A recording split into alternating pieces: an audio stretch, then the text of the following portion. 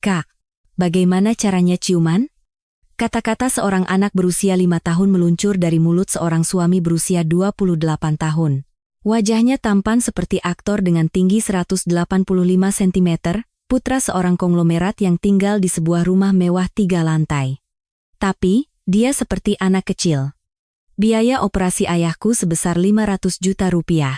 Aku dijual kepada pria ini demi uang itu. Namun, sebulan setelah menikah, mantan tunangan suamiku muncul. Kebahagiaanmu tidak akan bertahan lama.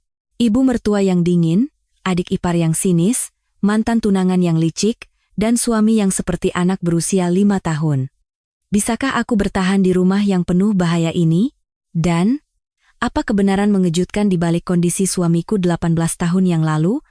Sebelum cerita dimulai, dukung kami dengan subscribe dan like. Tanganku gemetar saat menandatangani surat persetujuan operasi ayah. Di koridor rumah sakit, ibu menggenggam tanganku erat. Tangan itu terasa dingin dan kasar. Sebagai istri seorang nelayan yang seumur hidup bekerja di laut, tangan ibuku penuh dengan kapalan. Citra, jangan korbankan hidupmu. Melihat air mata jatuh dari mata ibuku, aku tersenyum cerah. Jika aku menangis, ibuku akan lebih sedih. Ibu, aku baik-baik saja. Sungguh, katanya keluarganya baik. 3 bulan yang lalu, ayahku tiba-tiba pingsan. Karena kerja keras bertahun-tahun di laut, jantungnya menjadi sangat lemah. Biaya operasinya lebih dari 500 juta rupiah. Bagi keluarga kami yang hanya memiliki sebuah perahu kecil sebagai satu-satunya harta, jumlah itu adalah sebuah mimpi. Di tengah kekhawatiran seluruh warga desa, sebuah berita tak terduga datang. Sebuah keluarga kaya di kota, keluarga Wijoyo, sedang mencari menantu perempuan yang istimewa. Mereka mencari seorang wanita baik hati yang bersedia merawat putra mereka seumur hidup. Sebagai imbalannya, mereka menawarkan sejumlah besar uang begitu pernikahan dilangsungkan. Aku tidak ragu-ragu, itu adalah satu-satunya kesempatan untuk menyelamatkan ayahku. Saat pertemuan pertama, Banyu Wijoyo, pria yang akan menjadi suamiku, sangat tampan hingga mengejutkan. Tingginya lebih dari 180 cm, dan fitur wajahnya setegas aktor. Kulitnya bersih, matanya ramah, semuanya sempurna. Tapi begitu dia membuka mulut, segalanya berubah. Wow! Kakak cantik, ibu, bolehkah aku membawa kakak ini ke rumah kita? Dari mulut seorang pemuda berusia 28 tahun, 2 tahun lebih tua dariku, keluar kata-kata seorang anak berusia 5 tahun. Namun anehnya, aku tidak merasa takut atau tidak nyaman. Sebaliknya, melihat matanya yang jernih membuat hatiku tenang. Aku bisa merasakan jiwanya yang murni seperti anak kecil. Calon ibu mertuaku, Ibu Ratna, tampak seperti wanita yang tegas. Tapi tatapan matanya saat memandang putranya sangat lembut. Banyu pernah tenggelam di danau saat berusia 10 tahun. Jantungnya berhenti selama 30 menit dan secara ajaib selamat. Suara Ibu Ratna tercekat, tidak bisa menyelesaikan kalimatnya karena menahan emosi. Selama mendengarkan penjelasan itu, aku terus menatap Banyu. Dia sedang menyentuh rambutku dengan penasaran, dengan hati-hati, seolah-olah menyentuh kupu-kupu. Pernikahan kami dilangsungkan 2 minggu kemudian secara sederhana. Hanya keluarga dari kedua belah pihak yang hadir. Saat aku melihat bayanganku di cermin mengenakan gaun pengantin putih, aku baru menyadarinya. Aku benar-benar akan menikah. Di aula pernikahan, Banyu terus tersenyum. Mengenakan tuxedo, dia benar-benar terlihat seperti pangeran. Dari luar, siapapun akan menganggapnya sebagai calon suami yang sempurna. Saat bertukar cincin, dia berbisik. Kak, sekarang kita keluarga, bisa main bareng setiap hari? Ya, kita akan bersama setiap hari. Setelah upacara selesai, kami tiba di rumah mewah keluarga suami. Rumah bergaya Eropa 3 lantai dengan taman yang luas, seperti yang pernah kulihat di negeri dongeng. Sangat berbeda dengan rumah papan di tepi pantai tempat aku dibesarkan.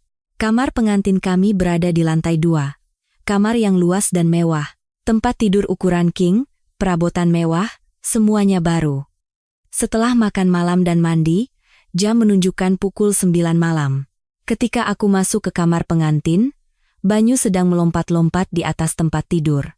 Mengenakan piyama, dia terlihat sangat menggemaskan. Kak, kita tidur bareng sekarang, beneran? Tentu saja. Kita kan sudah suami istri. Tiba-tiba Banyu menarik tanganku ke tempat tidur. Lalu dia masuk ke dalam selimut dan mulai membuat tenda. Tada! Ini markas rahasia. Di sini cuma ada aku dan kakak. Menutupi kepala kami dengan selimut, rasanya seperti kembali ke masa kecil. Banyu menyalakan senter dan menyorot wajahku. Wajah kakak berkilauan. Wajah Mas Banyu juga berkilauan. Kami saling menyorot wajah dan tertawa terbahak-bahak. Lalu, Banyu bertanya dengan ekspresi serius. Kak, bagaimana caranya ciuman? Aku lihat di televisi. Kalau sudah menikah katanya ciuman. Wajahku seketika memerah, tapi aku menjawab dengan tenang. Cium di pipi. Begini? Banyu menempelkan bibirnya di pipiku, benar-benar dengan suara cup. Lalu dia tertawa geli.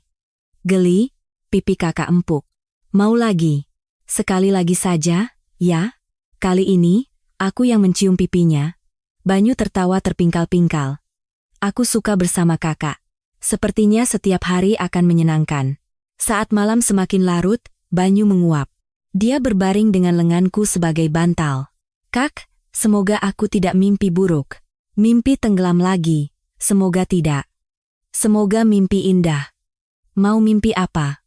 Mimpi pergi ke taman hiburan sama kakak. Makan gulali, naik komedi putar. Banyu terus mengoceh hingga akhirnya tertidur pulas. Melihat wajahnya yang tertidur, dia benar-benar seperti malaikat. Kenapa orang secantik ini harus mengalami cobaan seperti ini? Hatiku terasa nyeri, cahaya bulan masuk melalui jendela. Kamar asing, tempat tidur asing, orang asing. Tapi anehnya, aku tidak merasa takut. Sebaliknya, aku merasa bertanggung jawab untuk melindungi jiwa yang murni ini. Banyu mengigau dalam tidurnya. Tidak mau. Aku takut air, tidak bisa bernapas. Dia gemetar dan berkeringat dingin. Aku menepuk-nepuk punggungnya. Tidak apa-apa. Ini hanya mimpi. Ada aku di sini. Ajaibnya, mendengar suaraku, getaran tubuh Banyu berhenti. Dia kembali tidur dengan ekspresi tenang. Sekitar pukul 4 pagi, Banyu merapat ke dalam pelukanku, seperti bayi yang mencari kehangatan ibunya. Kehangatan tubuhnya terasa, orang ini juga kesepian. Hampir 20 tahun sendirian melawan mimpi buruk. Aku memeluknya erat. Meskipun pernikahan ini dimulai karena sebuah transaksi, aku bertekad untuk merawat pria ini dengan tulus. Bukan hanya karena biaya operasi ayah, tapi juga demi jiwa yang jernih ini. Pukul 6 pagi, ibu mertua mengetuk pintu. Kenapa masih tidur? Bangun dan siapkan sarapan. Kehidupan sebagai menantu dimulai sejak hari pertama. Tapi aku bangun dengan semangat. Di dapur, saat menyiapkan sarapan, aku berpikir, inilah hidup baruku. Kehidupan pernikahan yang istimewa di usia 26 tahun. Saat aku sedang menata meja makan, Banyu berlari ke dapur. Kakak sudah bangun? Aku lapar. Tunggu sebentar, ya. Akan kubuatkan makanan yang enak. Banyu menempel di sampingku, mengamati aku memasak. Bahkan saat aku memecahkan telur, matanya berbinar-binar penasaran. Kakak Citra yang terbaik. Banyu belum pandai menggunakan sumpit, jadi aku membantunya. Setiap suap, dia selalu berkata enak. Adik iparku, Ratih, menatapku dengan tajam. Kakak ipar, merawat Mas Banyu tidak akan mudah. Tidak apa-apa. Mas Banyu anak yang baik, jadi tidak sulit merawatnya. Sekarang mungkin begitu, tapi nanti akan sulit. Ucapan Ratih penuh dengan duri, tapi aku tersenyum cerah. Iya, Dik. Aku akan berusaha sebaik mungkin. Pagi pertama berlalu seperti itu. Aku tidak tahu apa yang akan terjadi di masa depan. Tapi setidaknya saat ini terasa damai. Kecuali tatapan tajam dari ibu mertua dan adik ipar. Ayah pasti akan menjalani operasi dengan baik, dan aku akan menjadi bagian dari keluarga ini. Dan yang terpenting, aku bisa melindungi suami yang berjiwa murni ini. Sinar matahari masuk melalui jendela. Hari baru, awal yang baru, seminggu telah berlalu sejak pernikahan kami. Bangun pukul 5 pagi sudah menjadi rutinitas. Setiap kali kakiku menapak di lantai yang dingin dan berjalan menuju dapur, aku merindukan rumah orang tuaku. Tapi kerinduan itu kusimpan rapat-rapat di dalam hati. Ibu mertua selalu turun ke dapur tepat pukul 5.30, dan saat itu persiapan sarapan harus sudah selesai dengan sempurna. Ibu mertua mengambil sesendok sup yang kubuat untuk mencicipinya, dan reaksinya selalu sama. Mengernyitkan dahi, meletakkan sendok dengan kasar, dan berkata dengan suara dingin. Hambar. Ulangi lagi. Meskipun ini sudah ketiga kalinya aku memasak sup itu, aku tersenyum dan mengangkat panci itu lagi. Adik iparku, Ratih, duduk di meja makan dan menatapku dengan senyum mengejek. Aku bisa merasakan tatapannya menusuk punggungku, tapi aku pura-pura tidak tahu, hanya Banyu yang menjadi satu-satunya pendukungku. Setiap pagi dia datang ke dapur dan menempel di sampingku, seperti anjing besar yang setia. Dia mengikutiku kemana-mana dan mengamati apa yang kulakukan dengan penasaran. Hari itu juga pagi yang biasa. Aku sedang menjemur pakaian saat mendengar teriakan Banyu dari ruang keluarga. Aku segera berlari ke sana dan menemukan Banyu meringkuk di sudut, menatap gelas air yang tumpah, seluruh tubuhnya gemetar hebat dan berkeringat dingin. Ibu mertua mencoba menenangkannya, tapi tidak berhasil. Dia malah menangis lebih keras dan tubuhnya semakin gemetar. Ratih juga hanya berdiri dengan ekspresi bingung. Aku perlahan mendekati Banyu. Aku berlutut, menyamakan tinggi mata kami, dan berkata dengan suara selembut mungkin. Mas Banyu, pegang tanganku. Tangannya yang gemetar menggenggam tanganku, dan aku memegangnya erat. Lalu, aku perlahan memeluknya. Awalnya seluruh tubuhnya kaku seperti batu, tapi saat kehangatan tubuhku menjalar, ketegangannya perlahan mereda. Aku bisa merasakan bahunya bergetar karena isak tangisnya, dan aku menepuk-nepuk punggungnya. 10 menit kemudian, Banyu benar-benar tenang. Tatapan ibu mertua untuk pertama kalinya goyah, bukan tatapan dingin seperti biasanya, melainkan ekspresi rumit yang bercampur dengan keterkejutan. Malam harinya, perang lain dimulai. Saatnya minum jamu herbal, Banyu selalu menolak minum obat, dan ibu mertua selalu marah. Hari itu pun sama. Ibu mertua memegang mangkuk jamu di depan Banyu, tapi Banyu menggelengkan kepala dan menutup mulutnya rapat-rapat. Aku diam-diam mendekat dan mengambil mangkuk itu. Lalu, aku mengeluarkan permen dari sakuku. Aku mengayunkan permen itu di depan mata Banyu. Ini, obat ajaib. Kalau minum ini, bisa jadi Superman. Mata Banyu berbinar. Aku memasukkan obat ke mulutnya terlebih dahulu, lalu segera menyusulnya dengan permen. Sebelum rasa pahit menyebar, rasa manis sudah memenuhi mulutnya. Banyu tertawa geli dan menelan obatnya. Ibu mertua menatapku tanpa berkata apa-apa. Dari tatapan matanya, aku bisa membaca banyak emosi. Keterkejutan, keraguan, dan sedikit pengakuan. Tapi beliau tetap tidak membuka mulut. Malam itu, Banyu kembali mengalami mimpi buruk. Aku memeluk Banyu yang menendang selimut dan menangis, sambil menyanyikan lagu pengantar tidur. Lagu yang biasa dinyanyikan ibuku saat aku kecil. Saat senandung rendahku memenuhi ruangan, napas Banyu perlahan menjadi teratur. Keesokan paginya, aku turun ke dapur lebih awal dari biasanya, dan ibu mertua sudah ada di sana. Beliau duduk di meja makan sambil memegang cangkir teh. Melihatku, beliau meletakkan cangkir tehnya. Mulai sekarang, kamu yang urus obat Banyu. Hanya satu kalimat singkat, tapi mengandung banyak makna. Itu adalah sinyal bahwa untuk pertama kalinya, beliau sedikit mengakuiku. Tentu saja, dengan nada bicara yang masih dingin. Saat sarapan, ibu mertua masih mengkritik masakanku. Kimchinya terlalu asam. Supnya asin. Lauknya hambar. Kritik yang tak henti-hentinya. Ratih juga ikut menimpali. Kakak ipar, di rumah kan tidak ada kerjaan, jangan cuma main-main, ikut kursus masak sana. Tapi melihat Banyu makan dengan lahap di sampingku membuatku bersemangat. Setidaknya ada satu orang yang menikmati masakanku. Sore harinya, ibu mertua memanggilku. Aku berdiri di depan ibu mertua yang duduk di sofa ruang keluarga, dan beliau menyodorkan sebuah amplop. Ini uang belanja. Beli kebutuhan Banyu. Sisanya kembalikan. Aku membuka amplop itu dan menemukan 20 lembar uang 500.000, total 10 juta rupiah, beserta kartu kredit VIP. Ibu mertua menatapku dari atas ke bawah lalu berkata, "Dan beli baju untukmu. Pakaianmu terlalu lusuh." Meskipun nadanya dingin, Sepertinya itu adalah bentuk perhatiannya. Aku menundukkan kepala. Terima kasih, Bu. Saat aku pergi berbelanja, Banyu ikut. Melihat Banyu berjalan sambil memegang tanganku erat dan bersenandung, dia benar-benar seperti anak kecil.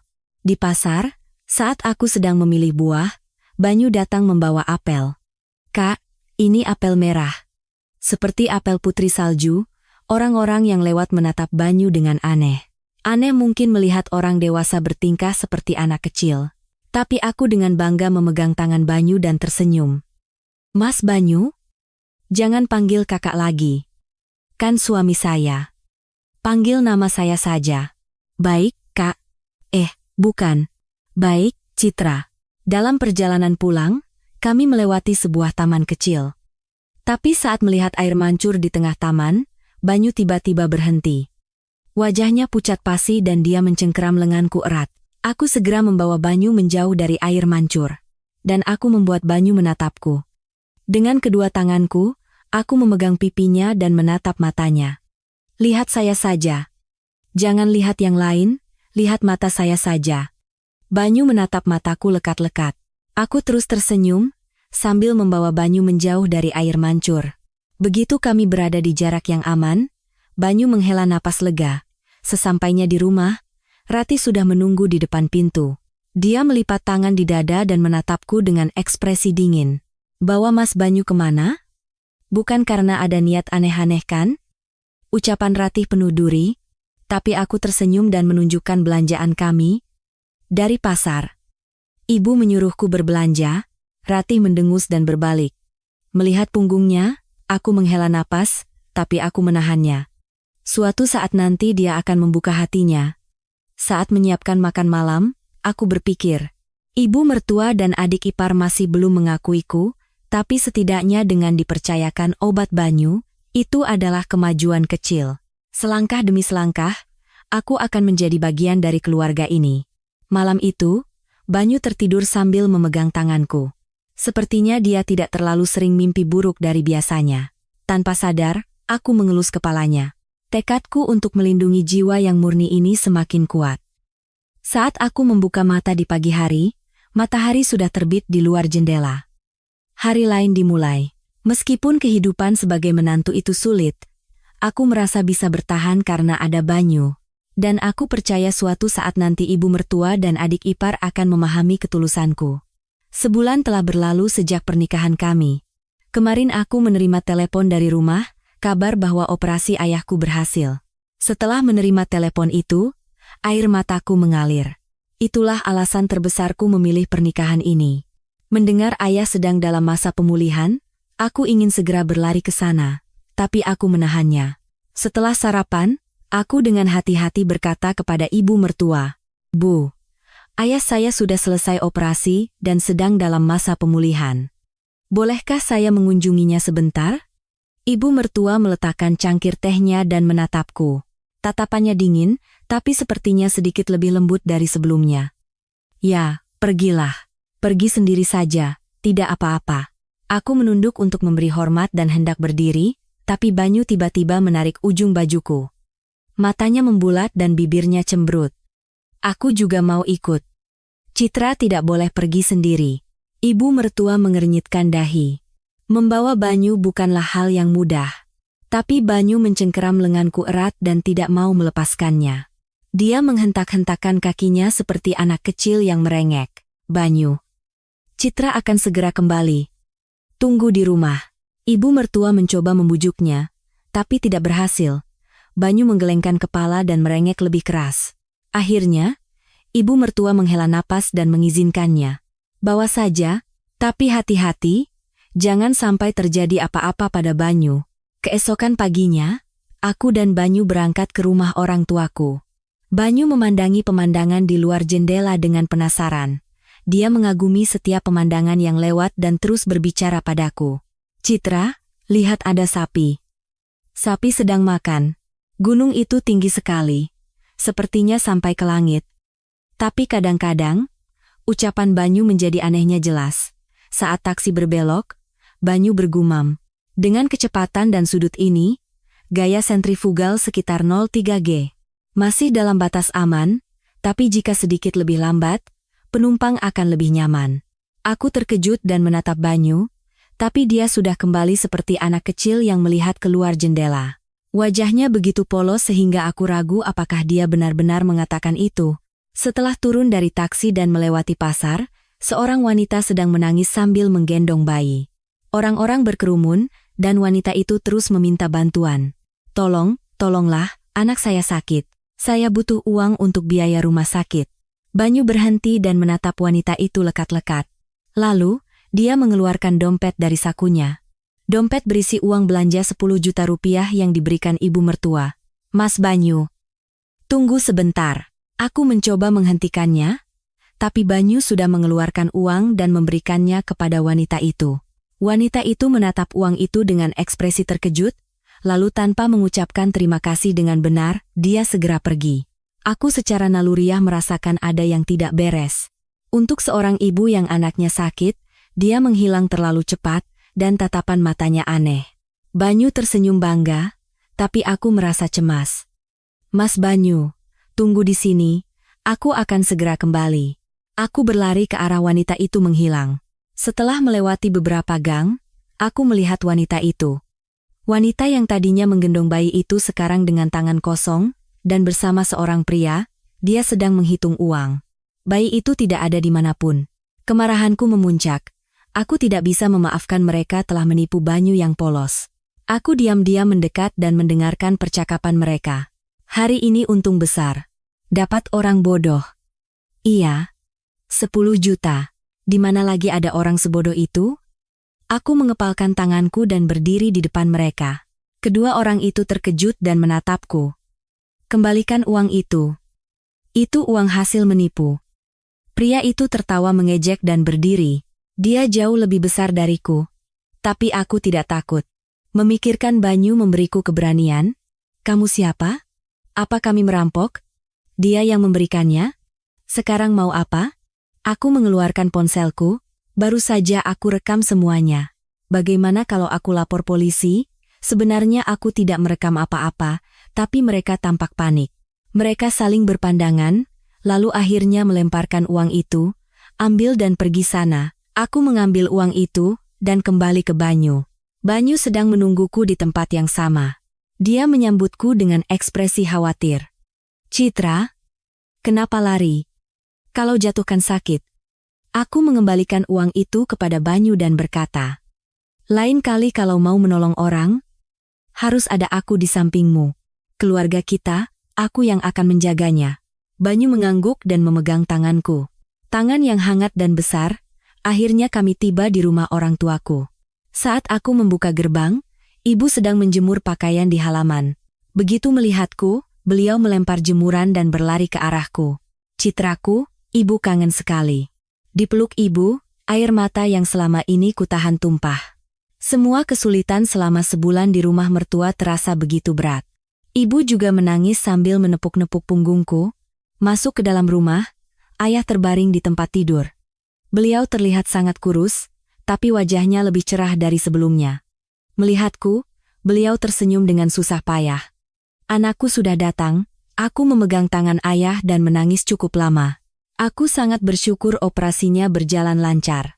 Hatiku lega karena pernikahan ini tidak sia-sia. Setelah makan malam, saat kami sedang duduk di halaman, Banyu menatap ayahku lekat-lekat.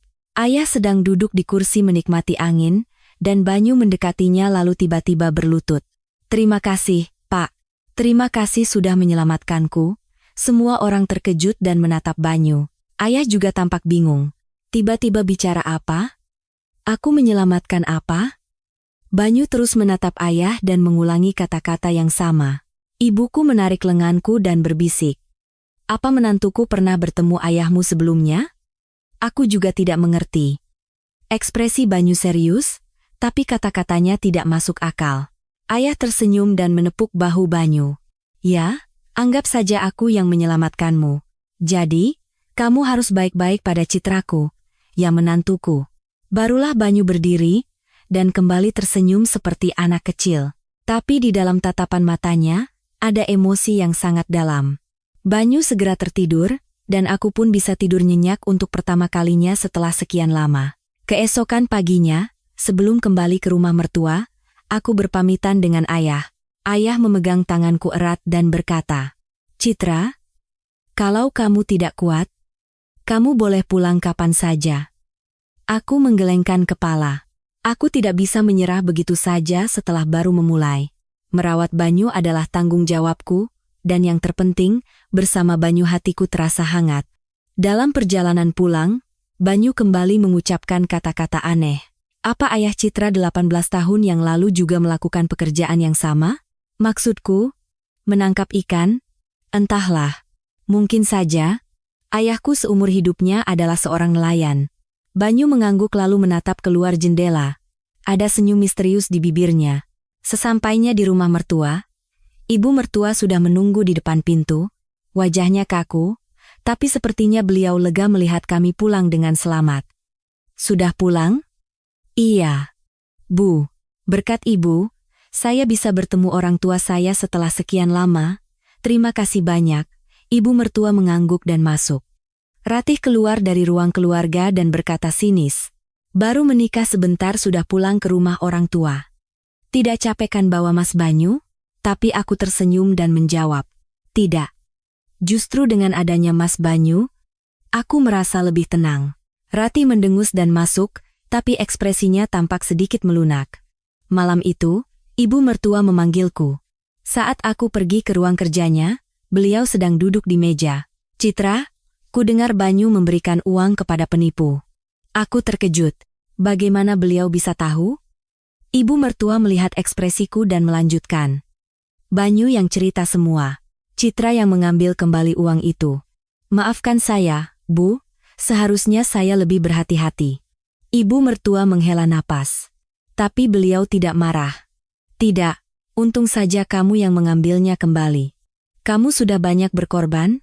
Untuk pertama kalinya, sepertinya ibu mertua mengakuiku. Ada sedikit kepercayaan yang tumbuh, dan hatiku terasa hangat. Saat kembali ke kamar, Banyu sedang duduk di meja menulis sesuatu. Aku mendekat dan melihatnya, ternyata itu adalah rumus-rumus yang rumit. Rumus kalkulus integral tertulis rapi. "Mas Banyu, ini apa?" Banyu mengangkat kepala dan menatapku. Tatapannya jernih. "Aku sedang menghitung aliran air. Aku penasaran, jika seseorang tenggelam di laut, ke arah mana dia akan terbawa arus." Seketika aku merinding. Sepertinya Banyu sedang mengingat kembali kenangan saat dia tenggelam di masa lalu. Tapi tak lama kemudian, Banyu meremas kertas itu dan tertawa seperti anak kecil. "Sulit. Aku tidak mengerti. Aku mau main sama Citra." Aku memegang tangan Banyu dan membawanya ke tempat tidur. Sambil menidurkan Banyu, aku berpikir. Di dalam kepala Banyu, jelas ada otak seorang jenius yang tertidur.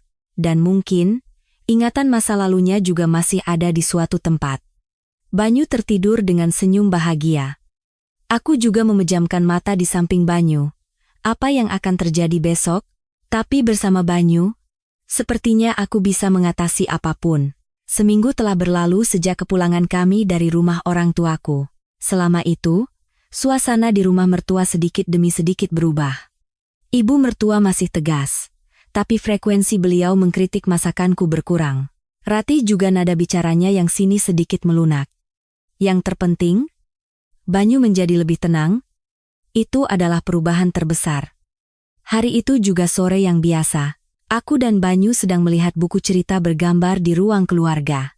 Banyu suka buku dongeng, tapi saat membacanya, dia tiba-tiba akan membicarakan hal-hal yang rumit.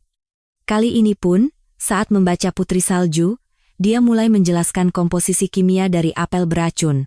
Tapi tak lama kemudian, dia kembali seperti anak kecil, hanya melihat gambar dan tertawa.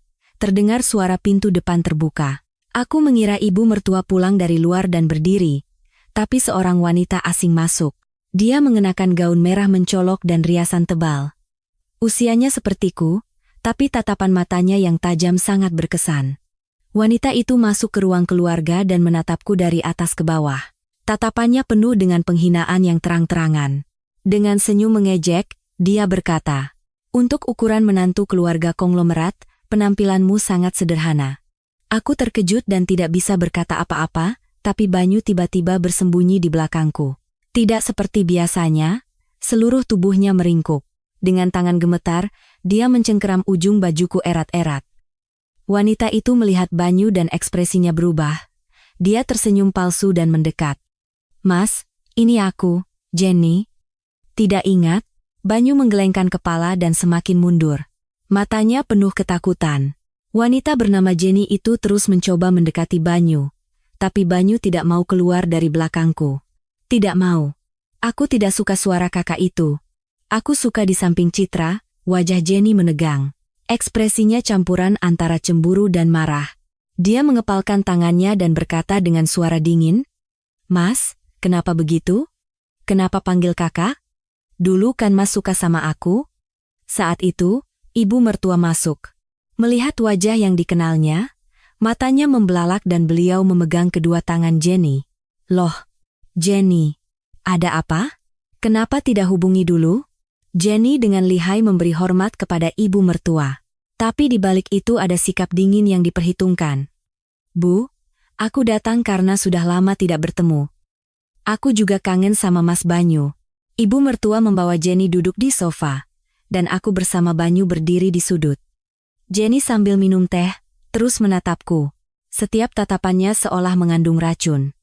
Sambil berbicara dengan ibu mertua, dia secara halus merendahkanku. "Bu, menantu baru ibu pasti sangat kerepotan.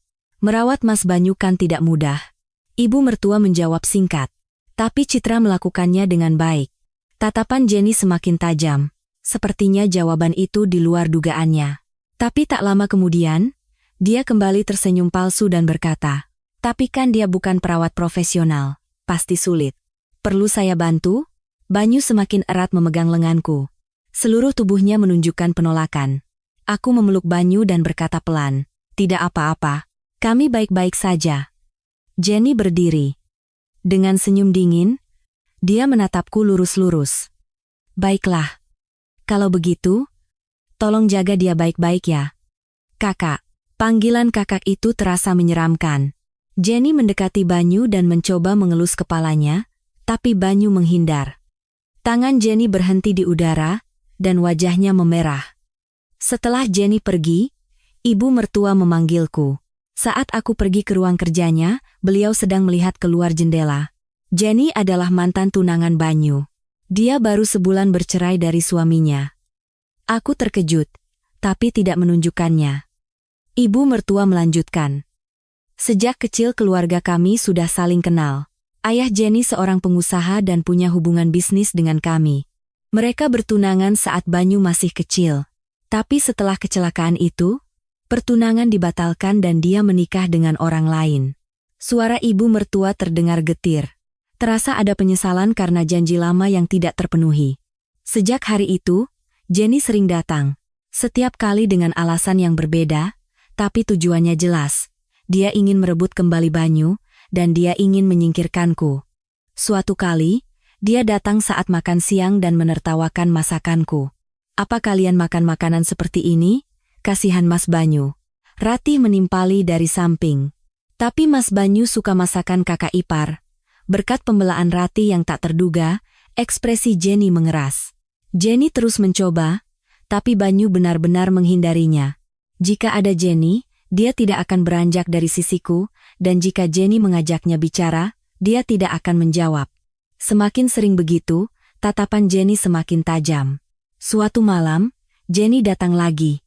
Kali ini dia membawa kotak hadiah. Dia mencoba memberikannya kepada Banyu, tapi Banyu tidak mau menerimanya. "Tidak mau. Aku tidak suka hadiah dari kakak Jenny." Jenny membanting kotak itu ke lantai. "Loh, Jenny? Tidak apa-apa?" Banyu kaget saja. "Sebaiknya kamu pulang dulu hari ini." Jenny berdiri dan menatapku tajam. Tatapan matanya penuh dengan kebencian. Setelah Jenny pergi, Banyu memegang tanganku. Kehangatan tubuhnya terasa. "Citra?" Kakak Jenny menakutkan. Aku memegang tangan Banyu erat-erat. Aku tidak tahu apa yang akan terjadi selanjutnya, tapi tekadku untuk melindungi Banyu sangat kuat. Seminggu telah berlalu sejak kunjungan terakhir Jenny. Selama itu suasana damai, tapi aku selalu merasa cemas. Rasanya seperti ketenangan sebelum badai. Banyu masih tidak mau jauh dariku, dan frekuensi mimpi buruknya di malam hari juga meningkat. Malam itu, Banyu kembali mengalami mimpi buruk. Dia menendang-nendang selimut dan seluruh tubuhnya gemetar. Dahinya dipenuhi keringat dingin dan bibirnya pucat pasi. Dia mengayun-ayunkan tangannya seolah menghindari sesuatu dan menangis. Tidak. Jangan air. Sesak napas. Aku dengan hati-hati mengguncang Banyu untuk membangunkannya. Begitu Banyu membuka mata, dia langsung memelukku. Jantungnya berdebar begitu kencang hingga aku bisa merasakannya di dadaku. Aku menepuk-nepuk punggung Banyu yang gemetar dan berbisik. Tidak apa-apa. Aku di sini. Tiba-tiba aku mendengar suara langkah kaki di koridor. Pintu sedikit terbuka dan ibu mertua masuk. Beliau mengenakan piyama. Tapi sepertinya sudah benar-benar terjaga. Melihat kami, beliau diam-diam mendekat. Ibu mertua menyentuh dahi Banyu. Tangannya dingin, tapi sentuhannya penuh dengan kekhawatiran. Beliau menghela napas dan berkata, "Banyu mimpi buruk lagi, ya?" "Iya, Bu. Akhir-akhir ini sering." Ibu mertua duduk di ujung tempat tidur. Cahaya bulan masuk melalui jendela dan menyinari wajahnya. Bukan wajah tegas seperti biasanya, melainkan wajah seorang ibu yang lelah. Setelah Banyu seperti ini, sulit sekali mencari perawat yang baik. Semua tidak tahan lama dan berhenti. Suara ibu mertua terdengar sangat lelah. Terasa penderitaan merawat putranya selama lebih dari 10 tahun. Tapi kamu berbeda. Melihat Banyu hanya mau membuka hati padamu. Saat itu, Banyu mengigau. Aku suka Citra. Aku mau bersama Citra. Senyum tipis muncul di bibir ibu mertua. Senyum yang sudah sangat lama tidak kulihat. Ibu mertua berdiri dan menepuk bahuku pelan. Sekarang aku bisa mempercayakan banyak hal padamu. Setelah ibu mertua pergi, aku menidurkan Banyu kembali. Memegang tangannya erat-erat, sepertinya dia tidak terlalu sering mimpi buruk lagi. Aku juga berbaring di samping Banyu dan menatap langit-langit. Hatiku terasa hangat karena merasa telah diakui oleh ibu mertua. Keesokan paginya, Rati datang ke dapur. Tidak seperti biasanya, ekspresinya malu-malu. Melihatku menyiapkan sarapan, dia berkata pelan. "Kakak ipar, semalam aku dengar. Mas Banyu mimpi buruk, ya?" "Iya. Akhir-akhir ini dia sering mimpi buruk." Rati mengambil susu dari kulkas dan melanjutkan. "Biasanya kalau Mas Banyu mimpi buruk, kami biarkan saja. Kami takut, jadi tidak berani mendekat." Suara Ratih terdengar penuh penyesalan. Sepertinya dia menyesal telah bersikap dingin selama ini. Kalau tidak ada kakak, bisa gawat. Rati untuk pertama kalinya memanggilku, "Kakak." Satu kata itu membuatku hampir menangis. Tapi aku menahannya dan tersenyum. Keluarga kan memang harus begitu. Rati juga tersenyum malu-malu. Saat itu, aku merasa kami benar-benar sudah menjadi keluarga. Sore harinya, ayah mertua pulang dari luar. Biasanya kami jarang berbicara, beliau orang yang pendiam, tapi hari itu beliau memanggilku, "Citra." "Iya ayah." Ayah mertua mengeluarkan sebuah kotak kecil dari sakunya. Saat dibuka, di dalamnya ada gelang giok. "Ini warisan turun-temurun untuk menantu perempuan di keluarga kita. Sekarang ini milikmu." Aku terkejut dan tidak bisa berkata apa-apa. Ayah mertua meletakkan gelang itu di tanganku. "Tolong jaga Banyu baik-baik." Hanya satu kalimat singkat, tapi terasa sangat berat. Ayah mertua juga sudah mengakuiku sebagai menantu sungguhan. Aku memegang gelang itu erat-erat dan membungkuk dalam-dalam. Saat makan malam, seluruh keluarga berkumpul, tidak seperti biasanya, suasananya hangat dan ceria. Rati memuji sup kimchi buatanku. "Kak, masakan kakak semakin enak." Ibu mertua juga mengangguk. "Iya, sekarang baru enak dimakan." Beliau menggodaku dengan ekspresi bercanda. Banyu makan dengan lahap sambil tersenyum bahagia. Setelah makan, saat kami sedang minum teh di ruang keluarga, Banyu tiba-tiba berdiri, dan dia mengucapkan kata-kata yang mengejutkan. "Ibu, ayah, Ratih, dan Citra. Terima kasih semuanya. Aku bahagia menjadi keluarga kalian." Semua orang terkejut dan menatap Banyu. Ini adalah pertama kalinya Banyu menyadari dan menyebutkan semua anggota keluarga dengan begitu jelas. Ibu mertua menahan air mata dan memeluk Banyu. "Kami juga sayang kamu, Banyu." Saat itu, Aku merasa benar-benar menjadi bagian dari keluarga ini, meskipun ada cobaan, akhirnya kami membuka hati dan saling menerima. Malam harinya, saat kembali ke kamar, Banyu memegang tanganku, "Citra, terima kasih, karena telah menjaga keluarga kita. Aku yang lebih berterima kasih, karena kalian telah menerimaku." Banyu menatap punggung tanganku. Di sana ada luka-luka kecil dan kapalan akibat pekerjaan rumah tangga selama ini. Banyu dengan hati-hati menumpangkan tangannya di atas tanganku dan berkata, "Jangan sampai sakit. Nanti kalau aku sembuh, aku yang akan menjaga Citra." Kata-kata itu membuatku menangis. Harapan bahwa suatu saat nanti Banyu akan sembuh total muncul. Aku berjanji dalam hati akan menjaga Banyu sampai saat itu tiba. Malam itu, Banyu tidak mimpi buruk.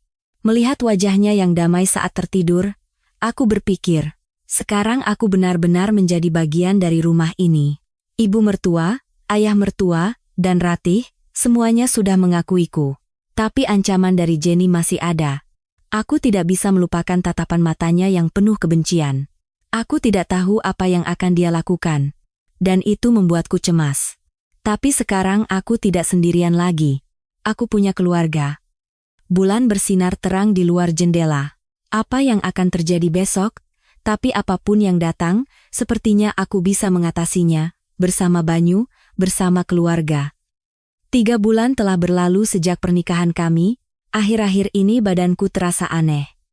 Setiap pagi perutku mual, dan hanya dengan mencium bau sambal terasi kesukaanku saja aku sudah mau muntah. Rasa lelah juga semakin menjadi-jadi. Karena penasaran, aku pergi ke rumah sakit. Dokter dengan wajah ceria mengucapkan selamat. Aku hamil 6 minggu. Dalam perjalanan pulang dari rumah sakit, kakiku gemetar. Aku senang sekaligus takut. Memiliki anak adalah sebuah anugerah, tapi memikirkan kondisi Banyu membuatku khawatir. Namun, memikirkan makhluk kecil yang tumbuh di dalam perutku membuat hatiku hangat. Sesampainya di rumah, aku langsung memberitahu Banyu. Banyu menempelkan telinganya di perutku dan melihatnya dengan penasaran. "Di dalam perut Citra, ada bayi?" "Iya, bayi kita." Banyu tersenyum cerah dan mengelus perutku. Tapi tiba-tiba aku merasakan tatapan matanya berubah.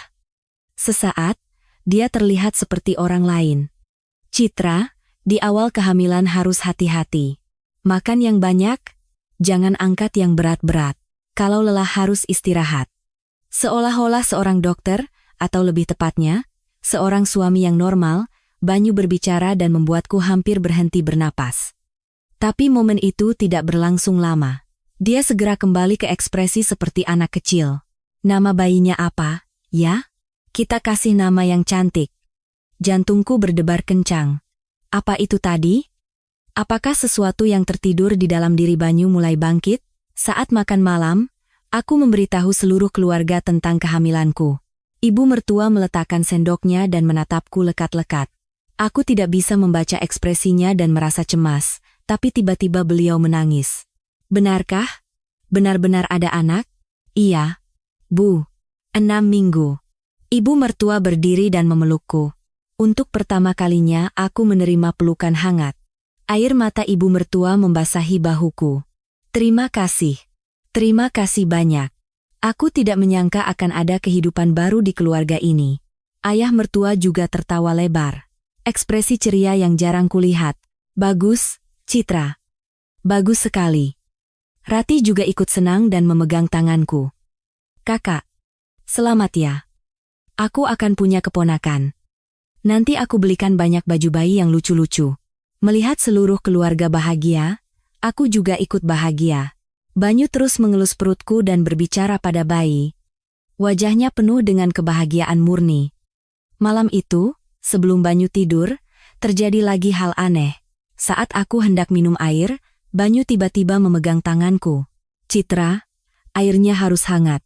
Air dingin bisa membuat rahim berkontraksi." Tatapan mata Banyu saat mengatakan itu sangat jernih. Seolah-olah dia orang lain. Tapi tak lama kemudian, dia kembali ke ekspresi mengantuk, memeluk lenganku, dan tertidur. Apa ini? Sejak aku hamil, perubahan seperti ini sering terjadi pada Banyu. Sesaat dia menjadi sangat jernih. Lalu kembali lagi seperti semula. seolah-olah dia muncul ke permukaan dari dalam air yang dalam untuk sesaat. Keesokan siangnya, Jenny datang. Entah bagaimana dia mendengar kabar kehamilanku. Dia mengenakan riasan yang lebih tebal dari biasanya dan pakaian serba hitam. Aku merasakan firasat buruk. Duduk di ruang keluarga, Jenny tersenyum dingin dan berkata, "Selamat ya, Mbak Citra. Ku dengar sedang hamil." Nadanya lembut, tapi tatapan matanya setajam pisau. Di bibirnya ada senyum yang menyeramkan. Aku juga sudah menyiapkan hadiah ucapan selamat hamil. Hadiah yang luar biasa. Tunggu saja. Satu kalimat itu membuatku merinding. Kata, hadiah terdengar seperti kutukan. Bukan berkat. Ibu mertua dengan ekspresi tidak nyaman berkata, "Jenny, kamu datang untuk mengucapkan selamat?" "Tentu saja, Bu. Senang sekali rasanya akan ada anak dari Mas Banyu." Meskipun dia berkata begitu, di matanya ada api cemburu yang membara. Jenny berdiri dan mendekatiku. Lalu, dia berbisik pelan agar tidak ada yang mendengar, "Kebahagiaanmu tidak akan bertahan lama." Aku merinding. Itu jelas sebuah ancaman. Tapi Banyu datang ke sampingku dan memeluk lenganku. "Kakak Jenny, pergi sana. Citra sedang lelah." Wajah Jenny menegang. Ditolak oleh Banyu sepertinya membuatnya tidak tahan. Dia mengepalkan tangannya dan pergi sambil terus menatapku tajam. Setelah Jenny pergi, rasa cemas melandaku. Aku tidak bisa memprediksi apa yang akan dilakukan wanita itu. Memikirkan bayi di dalam perutku membuatku semakin takut.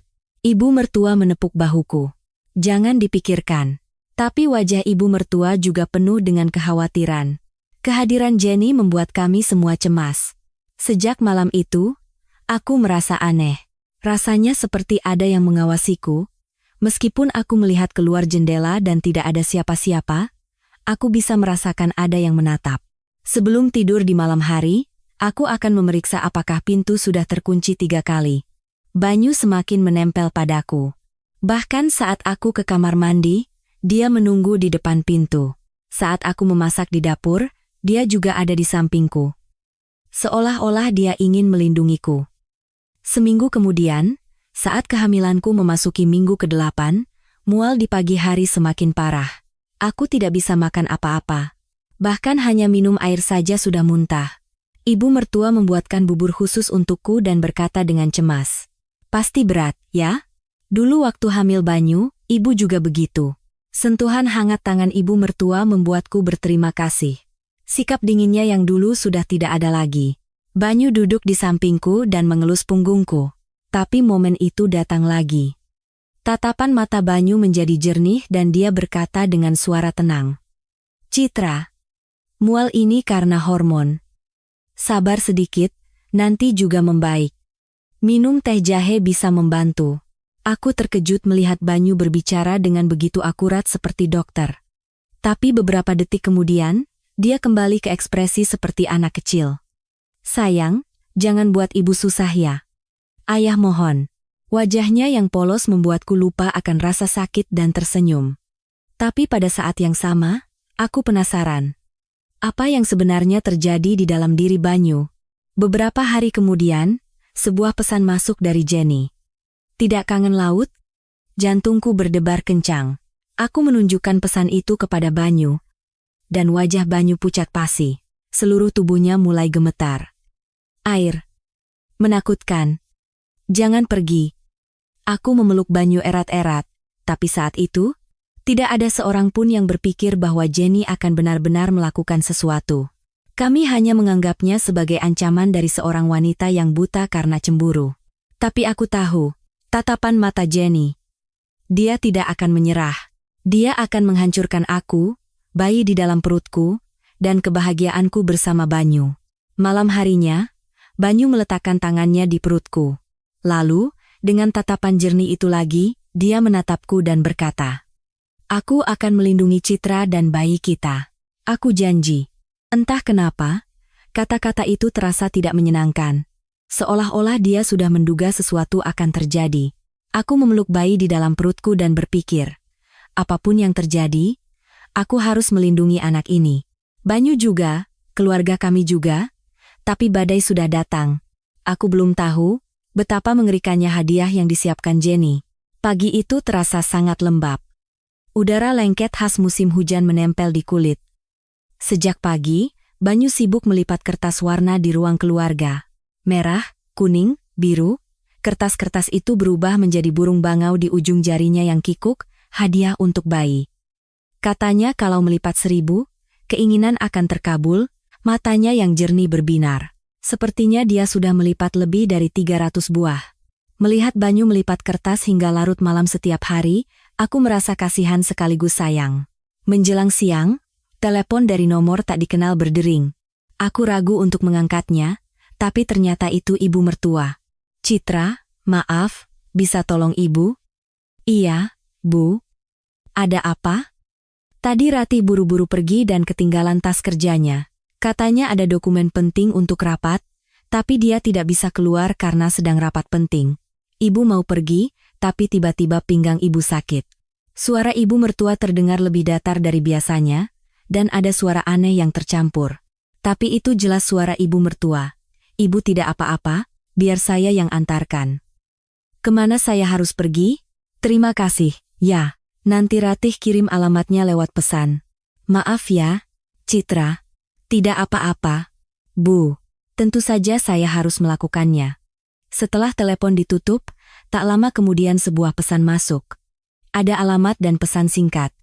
Kak, ini darurat. Aku butuh sebelum jam 3. Tolong datang ke alamat yang kukirim. Ya. Gaya bicaranya sama persis dengan Ratih. Tidak ada alasan untuk curiga. Aku mengambil tas dan hendak pergi, tapi Banyu menarik ujung bajuku. Citra, mau kemana? Mau mengantar dokumen adik ipar. Sebentar saja. Aku ikut. Jangan. Mas Banyu di rumah saja melipat burung kertas. Aku akan cepat kembali. Banyu memasang ekspresi cemas. Tidak seperti biasanya, dia tidak merengek dan hanya mengangguk pelan. Tapi tatapan matanya terlihat sedih. Hati-hati, Citra. Harus kembali, ya? Tentu saja. Jangan khawatir. Aku mencium kening Banyu dan pergi.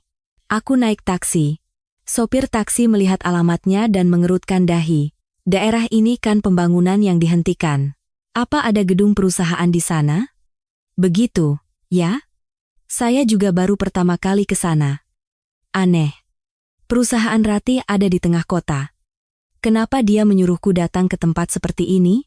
Tapi karena katanya darurat, mungkin ini kantor cabang atau tempat rapat, pikirku. Saat mobil melaju, pemandangan berubah. Gedung-gedung tinggi menghilang, digantikan oleh rumah-rumah rendah. Lalu, rumah-rumah penduduk pun tidak terlihat lagi. Bau angin asin mulai meresap ke dalam mobil. Mbak, benar alamatnya ini? Ini kan arah ke pantai. Mendengar kata pantai, jantungku berdebar kencang. Aku mengeluarkan ponsel dan mencoba menelepon Ratih, tapi tidak diangkat. Aku mengirim pesan, tapi tidak ada balasan. Sekitar 30 menit kemudian, taksi berhenti.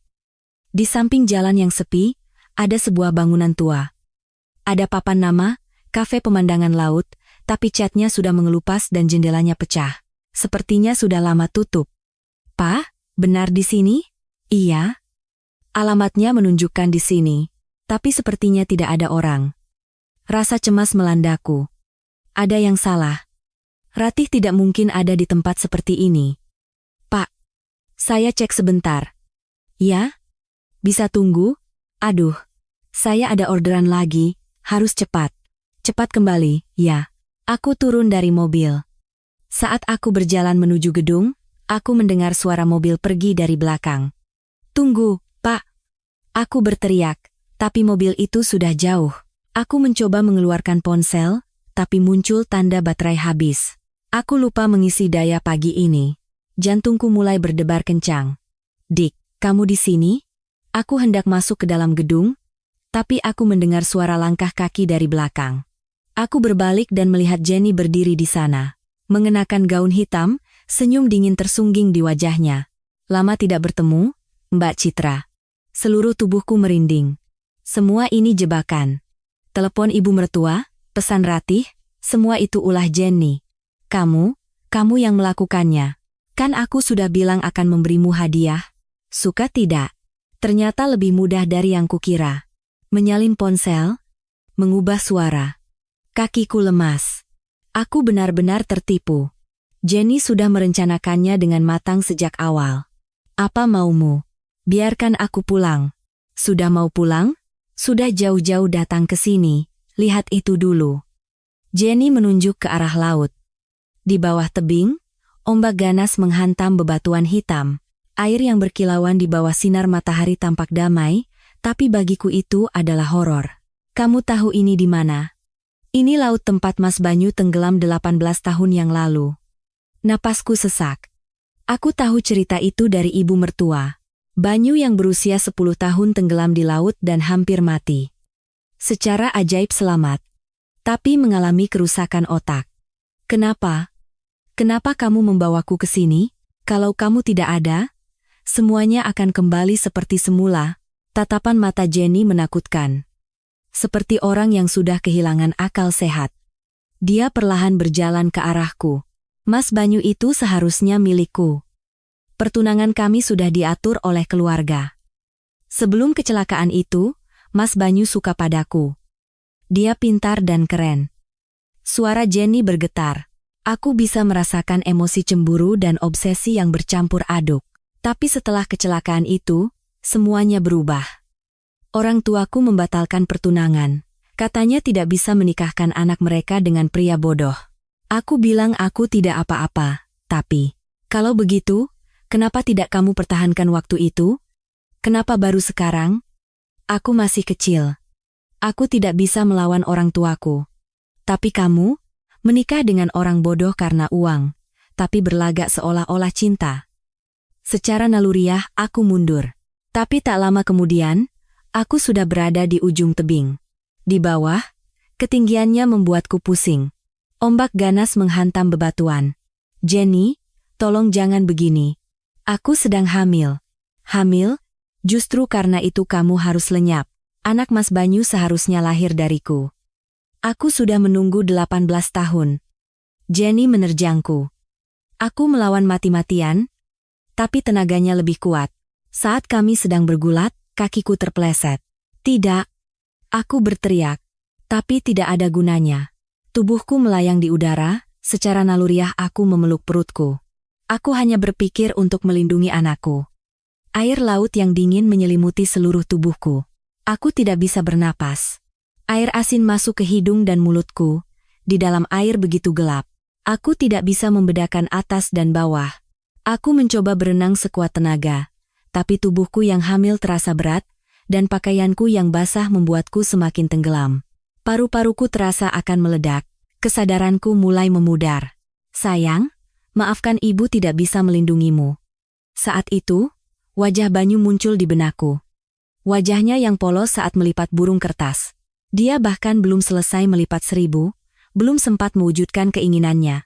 Sementara itu, di rumah, Banyu dengan cemas melipat kertas warna. Sudah lebih dari 1 jam sejak Citra pergi, tapi tidak ada kabar. Dadanya terasa sesak. Tangannya gemetar. Sepertinya ada sesuatu yang buruk terjadi. Di dalam kepalanya mulai terasa aneh. Tiba-tiba ibu mertua masuk ke ruang keluarga. Banyu. Citra kemana? Pergi mengantar dokumen Ratih. Apa? Dokumen apa? Wajah ibu mertua menegang. Aku tidak menelpon Citra. Ratih juga bilang sedang rapat di kantor. Saat itu, sesuatu melintas di benak Banyu. Keyakinan bahwa Citra dalam bahaya. Jantungnya berdebar kencang. Apa yang terjadi? Citra kemana? Banyu mencengkeram kepalanya. Tiba-tiba dia teringat pesan yang dikirim Jenny kepada Citra. Di laut. Citra ada di laut. Apa? Banyu, kamu bicara apa? Jenny membawa Citra ke laut. Laut tempat aku tenggelam dulu. Kita harus segera ke sana. Banyu berlari keluar rumah seperti orang gila. Ibu mertua segera menelepon polisi dan pergi bersama Banyu dengan mobil. Ayah mertua juga ikut berlari keluar. Begitu mobil berangkat, Banyu terus bergumam. Cepat. Lebih cepat lagi. Citra akan mati. Bayinya juga akan mati. Air mata mengalir deras. Di dalam kepalanya, dia mendengar suara jeritan Citra. Dia melihat Citra terengah-engah di dalam air dingin. Kengerian yang dia rasakan 18 tahun yang lalu kembali. Air dingin, rasa sakit karena tidak bisa bernapas, kesadaran yang perlahan menjauh, ingatan saat itu muncul dengan jelas. Aku takut air. Sangat takut. Tangannya gemetar hebat. Seluruh tubuhnya berkeringat dingin. Trauma masa lalu menekan Banyu. Mobil melaju menuju laut. Tatapan mata Banyu perlahan menjadi jernih. Sesuatu sedang bangkit. Untuk melindungi Citra, untuk melindungi keluarga. Saat mobil tiba di pantai, Banyu sudah basah oleh keringat. Bahkan sebelum mobil berhenti, dia sudah melompat keluar. Dan di sana, dia menemukan Jenny. Dia berdiri di ujung tebing, menatap ke bawah. Wajahnya pucat dengan senyum aneh. Di mana Citra? Citra. Jeritan Banyu terbawa angin laut. Jenny perlahan berbalik. Wajahnya menunjukkan keterkejutan. Mas Banyu? Bagaimana bisa ke sini? Di mana Citra? Banyu mencengkeram bahu Jenny dan mengguncangnya. Air mata mengalir deras dari matanya. Wanita itu? Sudah terlambat. Sudah lebih dari 10 menit. Suara Jenny bergetar. Sepertinya dia mulai menyadari apa yang telah dilakukannya. Mendengar kata-kata itu, Banyu hancur. Dia terduduk di tempat dan mencengkeram kepalanya sambil meraung. Tidak, tidak. Citra tidak boleh mati. Dia mulai memukul kepalanya sendiri dengan tinjunya. Suara buk-buk terdengar begitu keras. Dahinya memerah dan bengkak, tapi dia tidak berhenti. Banyu, jangan begitu. Ibu mertua yang menyusul mencoba memeluk putranya, tapi Banyu menghentak-hentakan kakinya dan berputar-putar. Seperti anak hilang. Tolong. Siapapun, tolong. Aku takut. Aku takut air. Suaranya seperti anak berusia 5 tahun, seluruh tubuhnya gemetar hebat. Trauma 18 tahun yang lalu melumpuhkannya. Saat itu, dari bawah tebing terdengar suara samar. Tertutup oleh suara ombak, tidak terdengar jelas, tapi sepertinya itu suara orang. Banyu dengan kaki gemetar berjalan ke ujung tebing. Saat melihat ke bawah, di antara bebatuan hitam ada sesuatu. Ujung gaun merah terbawa ombak. Citra. Citra masih hidup. Tapi tebing itu terlalu tinggi. Setidaknya setinggi 15 meter. Ada tangga tua di sampingnya, tapi sudah setengah hancur. Jika turun, pasti akan ikut jatuh. Banyu berdiri di ujung tebing dan gemetar. Dia tahu dia harus melompat, tapi kakinya tidak mau bergerak. Hanya dengan melihat air saja sudah membuatnya sesak napas. Tidak bisa, aku takut. Aku bisa mati. Bibirnya pucat pasi, tangan dan kakinya sedingin es. Lalu, tiba-tiba wajah Citra muncul di benaknya. Wajahnya yang selalu tersenyum hangat setiap pagi. Wajahnya yang dengan gagah berani membelanya di depan orang-orang yang mengejeknya bodoh. Di dalam perutnya ada bayi. Bayi kita. Citra telah melindungiku. Sekarang giliranku untuk melindunginya. Dengan tangan gemetar, dia melepas sepatunya. Jaketnya juga dilepas. Dia menarik napas dalam-dalam. 1, 2, 3. Banyu? Jangan. Terdengar jeritan ibu mertua. Tapi sudah terlambat. Banyu memejamkan mata erat-erat dan melompat dari tebing. Angin dingin menerpa wajahnya. Seluruh tubuhnya terasa kaku. Dan dengan suara biur, air laut yang dingin menyelimuti seluruh tubuhnya. Di dalam air adalah neraka. Secara naluriah dia mencoba naik ke permukaan, tapi saat itu gaun merah masuk ke dalam pandangannya. Citra tersangkut di bebatuan. Wajahnya pucat, matanya terpejam, lengannya lemas. Tidak. Banyu berenang sekuat tenaga. Renang gaya anjing yang tidak pernah dia pelajari, tapi dia melakukannya dengan putus asa. Ombak terus mendorongnya, tapi dia tidak menyerah. Tangannya berhasil meraih Citra. Citra, bangun. Kumohon. Tidak ada reaksi. Banyu memeluk Citra dan berenang menuju pantai. Tapi ombaknya terlalu ganas. Napasnya sudah sampai di ujung tanduk. Tangan dan kakinya mulai lemas. Tidak, aku tidak boleh menyerah. Aku harus melindungi Citra dan bayi kami. Saat itu, secara ajaib ombak mendorong mereka berdua ke pantai. Banyu dengan sisa tenaganya menarik Citra ke atas pasir. Citra, bernapaslah. Pikirkan bayi kita. Banyu menekan dada Citra. Dia tidak tahu dari mana dia belajar, tapi tubuhnya mengingatnya. 1, 2, 3. Dia menekan secara teratur, dan dia menutup hidung Citra lalu meniupkan napas ke mulutnya. Dia melakukannya cukup lama. Telapak tangannya memerah dan bengkak, bibirnya membiru, tapi dia tidak berhenti. Kumohon sadarlah. Saat itu, Citra terbatuk dan memuntahkan air. Air asin keluar dari mulutnya. Citra, kamu sadar? Citra membuka matanya dengan samar. Pandangannya kabur, tapi dia jelas masih hidup. Bibirnya bergetar, mencoba mengatakan sesuatu. Mas, tidak apa-apa. Sekarang tidak apa-apa. Ada Banyu di sini. Banyu memeluk Citra erat-erat. Saat itu, ketegangan yang luar biasa mereda, dan pandangannya tiba-tiba menjadi gelap. Tubuhnya ambruk. Dia pingsan di samping Citra.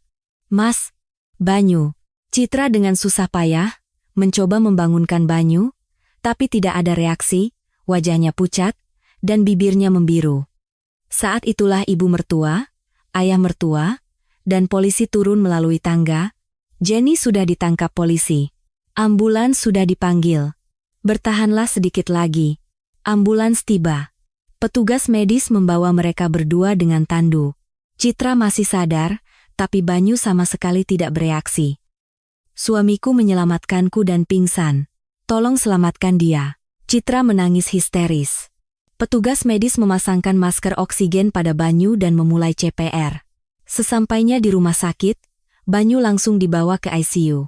Dokter keluar dan menjelaskan, hipotermia parah dan hiperventilasi membuat pasokan oksigen ke otak tidak lancar. Ditambah lagi dengan riwayat kerusakan otak di masa lalu, kondisinya lebih berbahaya. Saat ini dia dalam keadaan koma. Ibu mertua ambruk di tempat. Ayah mertua dengan susah payah menopangnya, tapi keduanya tampak sangat terpukul. Kenapa ini terjadi lagi? Banyu kami. Citra, meskipun terbaring di tempat tidur, terus menangis.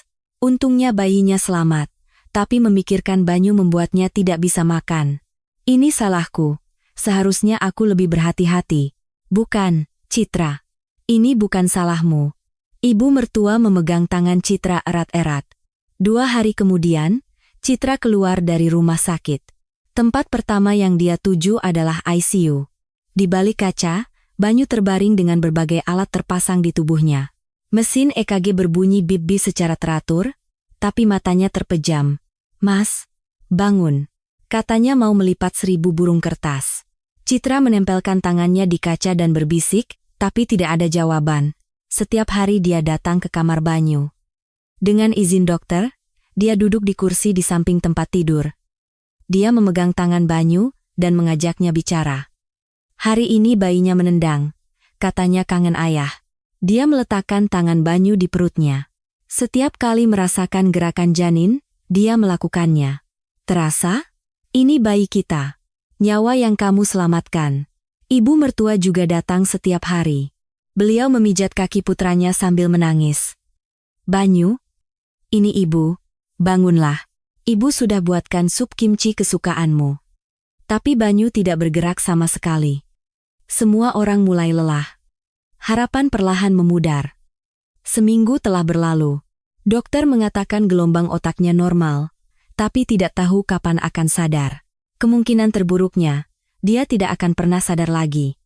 Memasuki minggu kedua, suatu pagi, Citra seperti biasa duduk di samping Banyu. Dia memegang tangannya dan berdoa dalam hati. Tiba-tiba, jari Banyu bergerak. Awalnya dia mengira itu hanya ilusi, tapi jelas bergerak. Mas. Jantungnya mulai berdebar kencang. Kelopak mata Banyu bergetar. Mas. Dokter. Citra berteriak. Perawat datang, lalu tim medis berdatangan. Dan mata Banyu perlahan terbuka.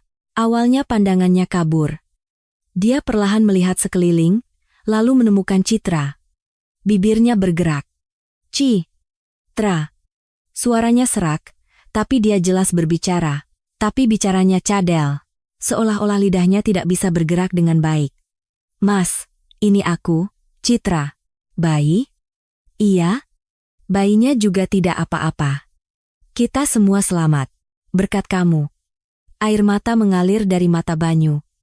Dia mencoba berbicara lagi, tapi tenggorokannya tercekat dan tidak ada suara yang keluar. Dokter mulai memeriksa. Reaksi pupil, tes sensorik, berbagai hal diperiksa.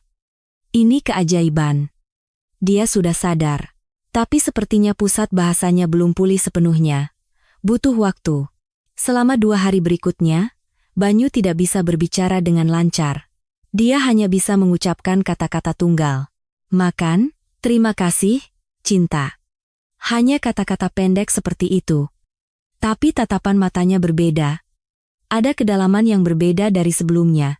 Saat melihat Citra, saat melihat ibu mertua, terasa jelas bahwa dia mengenali mereka. Pagi hari keempat, Citra membawa sarapan, bubur. Banyu duduk bersandar di tempat tidur.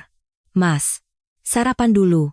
Citra mengambil sesendok dan membawanya ke mulut Banyu. Tapi Banyu mengangkat tangannya dan menahan tangan Citra. Tidak apa-apa, aku bisa makan sendiri. Suaranya jelas. Cadelnya hilang. Citra terkejut dan menatap Banyu. Mas? Banyu mengambil sendok dari tangan Citra. Dan dia mulai makan bubur sendiri. Gerakannya alami. Enak. Kamu yang buat? Nada khas seperti anak 5 tahun itu benar-benar hilang. Bagaimana? Bagaimana bisa tiba-tiba? Suara Citra bergetar. Sulit dipercaya. Apakah orang di depannya ini benar-benar Banyu? Banyu meletakkan sendok dan memegang tangan Citra. Sentuhannya berbeda. Sosok seperti anak kecil itu benar-benar hilang. Aku tidak apa-apa. Aku sudah sembuh total. Maksudmu? Tiba-tiba kenapa? Aku juga tidak tahu. Hanya saja, saat aku menyelamatkanmu dari air dan kehilangan kesadaran, rasanya ada sesuatu yang putus. Dan saat aku sadar, semuanya menjadi jelas. Tatapan mata Banyu dalam, tidak kabur dan fokusnya tepat. Mata orang dewasa yang penuh dengan pikiran. Selama 18 tahun aku terperangkap dalam kabut. Aku bisa berpikir, tapi tidak bisa mengungkapkannya. Aku tahu banyak hal, tapi tidak bisa mengeluarkannya. Tapi sekarang semuanya kembali. Citra menangis. Dia memeluk Banyu erat-erat. Kamu benar-benar kembali? Iya. Bukan sebagai suami bodoh, tapi sebagai suami yang sesungguhnya. Saat itu, pintu terbuka dan dokter masuk. Melihat Banyu, matanya membelalak. Pasien? Anda makan sendiri? Iya dok. Maaf. Saya makan sebelum diperiksa. Dokter segera memulai pemeriksaan. Dia mengajukan berbagai pertanyaan. Hari ini tanggal berapa? 25 Oktober. Sepertinya saya sudah tidak sadar selama 2 minggu, benar? Nama dan usia Anda? Banyu Wijoyo. 28 tahun. Kapan Anda menikah? Sekitar 4,5 bulan yang lalu. Dokter menatap rekam medis dengan ekspresi terkejut. Lalu, dia mengajukan pertanyaan yang lebih rumit.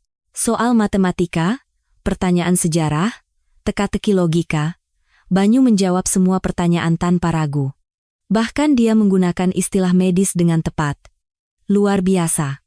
Anda benar-benar kembali normal. Tidak, bahkan kemampuan intelektual Anda sepertinya meningkat. Dokter menggelengkan kepala, secara medis tidak bisa dijelaskan.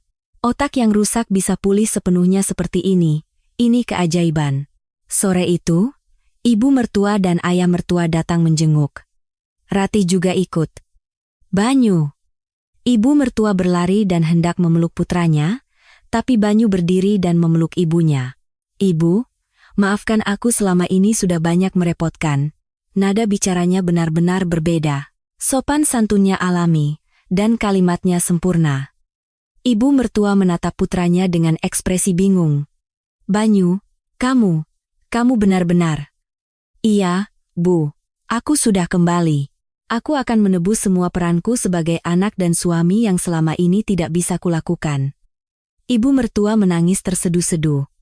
Ayah mertua juga matanya berkaca-kaca. Rati menatap kakaknya dengan ekspresi tidak percaya. Mas. Benar-benar Mas? Iya, Rati.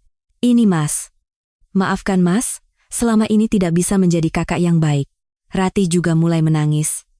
Seluruh keluarga memeluk Banyu dan menangis. Setelah 18 tahun, putra, kakak, dan suami mereka benar-benar kembali. Menjelang malam, ayah Citra, Pak Bambang, datang menjenguk. Membawa bubur ikan, ayah tampak khawatir. Menantuku katanya menyelamatkan Citra. Tidak apa-apa? Saat Pak Bambang masuk ke kamar, Banyu berdiri dari tempat tidur dan membungkuk hormat. "Bapak mertua, saya tidak apa-apa." Pak Bambang terkejut. Selama ini Banyu hanya memanggilnya Pak. Banyu perlahan menatap ayah mertuanya. Matanya berkaca-kaca. "Bapak mertua." "Tidak. Penyelamat hidup saya." "Penyelamat? Maksudmu?" Banyu perlahan mengangkat tangannya dan menunjukkan pergelangan tangan kanannya. "Ada bekas luka panjang. 18 tahun yang lalu saat saya berusia 10 tahun, saya tenggelam di laut ini. Saat itu, dari orang dewasa itu tercium bau ini." Wajah Pak Bambang menegang. "Bau laut, bau ikan, tangan kasar yang menarikku ke atas. Saat tergores batu dan berdarah, tangan orang yang menyelamatkanku juga berdarah." Pak Bambang menatap tangan kirinya. Bekas luka lama masih terlihat samar. "Orang itu adalah bapak mertua. Aku ingat dengan jelas. Wajahnya, suaranya, baunya, semuanya aku ingat." Kaki Pak Bambang lemas dan dia terduduk di kursi. "Hari itu, benar. Aku pergi ke pantai untuk memperbaiki jala dan melihat seorang anak tenggelam. Aku langsung melompat dan menolongnya. Ternyata itu kamu." Setelah itu aku lupa, tidak pernah terpikirkan lagi. Ibu mertua menangis. Ayah mertua juga memegang tangan Pak Bambang erat-erat. "Anda adalah penyelamat kami, penyelamat putra kami." Citra juga menangis. "Jadi, ayah menyelamatkan suamiku, dan suamiku menyelamatkanku." Banyu memegang tangan ayah mertuanya. Tangan kasar yang penuh kapalan itu. "Terima kasih, Pak. Dulu dan sekarang, berkat Bapak, aku bisa hidup dan bertemu dengan Citra. Takdir macam apa ini? Ini sudah takdir dari langit. Suami bodoh itu sudah berakhir. Kehidupan baru telah dimulai." Koridor rumah sakit sepi. Hari itu Banyu sudah pulih total dan sedang bersiap untuk pulang. Ibu mertua dengan setelan hitam masuk ke kamar. Di tangannya ada amplop dokumen tebal. "Citra, Banyu, sekarang aku akan menyelesaikan urusan perempuan itu." Ibu mertua mulai mengeluarkan bukti-bukti dari amplop.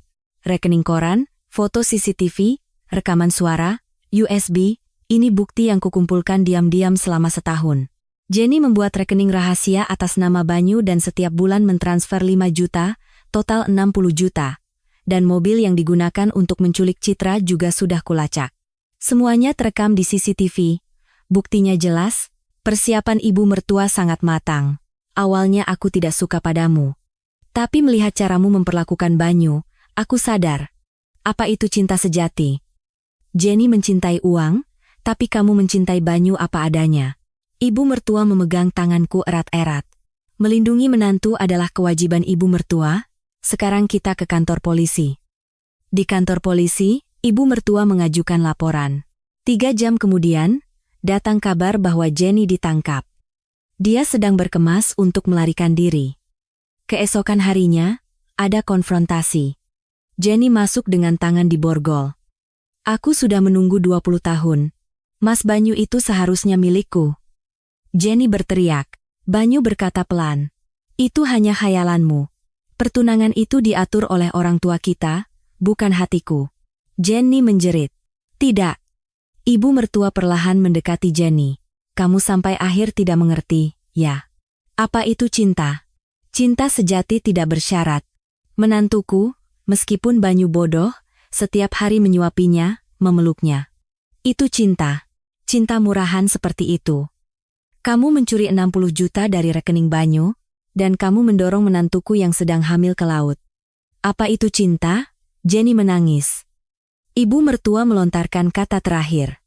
"Cinta itu bukan tentang bertahan lama, tapi tentang melindungi sampai akhir." Jenny, Anda ditahan atas tuduhan percobaan pembunuhan, penggelapan, dan pengancaman. Saat Jenny diseret keluar, dia berteriak, "Kalian akan menyesal." Tapi tidak ada yang menoleh. Saat keluar dari kantor polisi, wartawan sudah berkerumun. Ibu mertua memelukku dan berkata, "Menantu saya tidak bersalah. Pelaku karena buta cemburu mendorong wanita hamil ke laut. Semoga dia menerima hukuman yang setimpal." Keesokan harinya, berita muncul di halaman depan surat kabar. Mantan tunangan konglomerat, percobaan pembunuhan karena cemburu. Akhir dari obsesi 20 tahun. Komentar membanjir. Obsesi 20 tahun itu penyakit. Salut sama ibu mertua yang melindungi menantunya. Pihak Jenny menawarkan uang damai 5 miliar. Tapi ibu mertua menolaknya mentah-mentah. Tidak ada damai. Kami akan tuntut sampai akhir. Seminggu kemudian, di sidang penahanan, hakim berkata, kejahatan terdakwa terencana dan kejam. Penahanan diputuskan. Tok. Jenny diseret keluar dari ruang sidang. Malam itu, berita melaporkan mantan tunangan konglomerat ditahan, dituntut 15 tahun penjara. Saat kami pulang, ibu mertua memberikan sebuah kotak kecil. Di dalamnya ada cincin emas. Ini cincin ibu mertuaku, warisan turun-temurun untuk menantu perempuan di keluarga kita. Seharusnya kuberikan saat pernikahanmu, maaf. Ibu. Nanti berikan juga pada menantumu. Saat itu, sambutlah dia dengan hangat sejak awal. Ratih datang membawa kue. Kakak, selamat. Seluruh keluarga berkumpul, semua menatapku dengan hangat. Benar-benar sudah berakhir? Ibu mertua mengangguk. Ya, Jenny sudah berakhir. Banyu meletakkan tangannya di perutku. Di dalam perut, bayi menendang-nendang. Bayi kita juga ikut senang. Bulan bersinar terang di luar jendela, malam di mana kegelapan bernama Jenny benar-benar hilang. Mimpi buruk telah berakhir. Jenny di penjara yang dingin, kami di rumah yang hangat. Itulah akhir dari dosa dan hukuman. Musim semi telah tiba. Dengan perut sebesar gunung, aku duduk di ruang praktek dokter. Minggu depan perkiraan lahir. Bayi dan ibu sehat. Tangan Banyu gemetar. Aku benar-benar akan menjadi seorang ayah. Seminggu kemudian, pukul 3 pagi, kontraksi dimulai. Banyu langsung bangun dan menggendongku. Seluruh keluarga bangun dan kami bergegas ke rumah sakit. Setelah 8 jam persalinan, terdengar suara tangis bayi. Oek! Selamat! Bayi laki-laki yang sehat. Banyu menangis. Anakku, benar-benar anakku. Seluruh keluarga berkumpul di kamar rumah sakit. Ibu mertua menggendong bayi dan tersenyum. Mirip Banyu. Hidungnya sama persis. Orang tuaku juga datang.